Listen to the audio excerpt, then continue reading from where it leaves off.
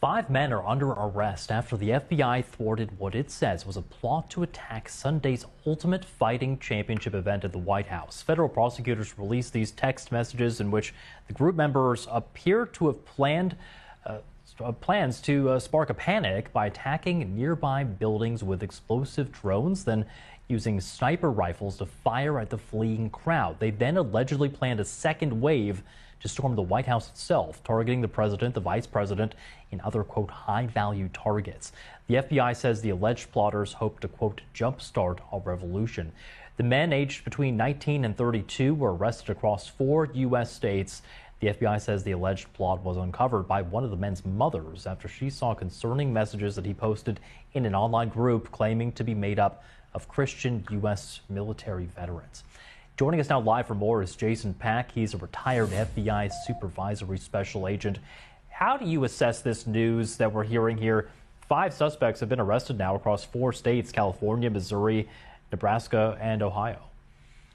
Carl, it's quite the plot, doesn't it? It reads, if you read the affidavits, it reads like something out of a movie of some kind. But the FBI, the United States Secret Service, their Protective Intelligence Division, got word from this parent just 40 or 96 hours ago now or more, and now these 5 people are already in custody. So what we've seen over these past several days was some really quick work by things that take an awful lot of diligence, and that includes investigating, making sure these things are right. They've been able to develop probable cause to get these complaints because they've seen these overt acts that the subjects, the purported head of the snake of this group, have done, including those text messages you had seen in the story earlier.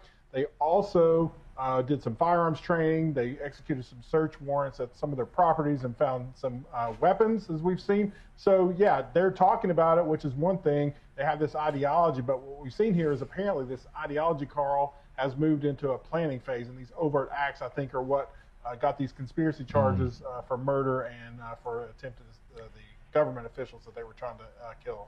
How do you look at right now the threat level, given the recent assassination attempts against Donald Trump that we mentioned before, of course, the shooting recently at the White House Correspondents' Dinner, and how does this moment, do you think, compare to maybe past administrations? Is this a higher level of threat than we've seen before? Well, there's a lot of different factors that go into it. Clearly, there's hate, a lot more hate in the world today, at least hate that we see more of on all sides, and that's certainly true of what we've seen today, what we saw at the White House Correspondents' Dinner, and all the hate that goes on out there. The Secret Service's Protective Intelligence Division, they're like juggling chainsaws with the threats that come in, the decisions they have to make. That's why they partner with agencies like the FBI's Joint Terrorism Task Force. That's what the model that we saw here. That's just the start of it, Carl. This was the UFC 250 fight. There's the World Cup is in the country. There's a lot of different things to protect. So this threat level has to be reviewed almost by an hour-by-hour basis to make sure that they're not going to miss anything. And I think they have capable people doing it, but there's a lot of work to do. Does this sound to you like a potential domestic terrorism plot? We talk a lot, of course, about terrorism coming from outside the country, but what does this say about the threat from within?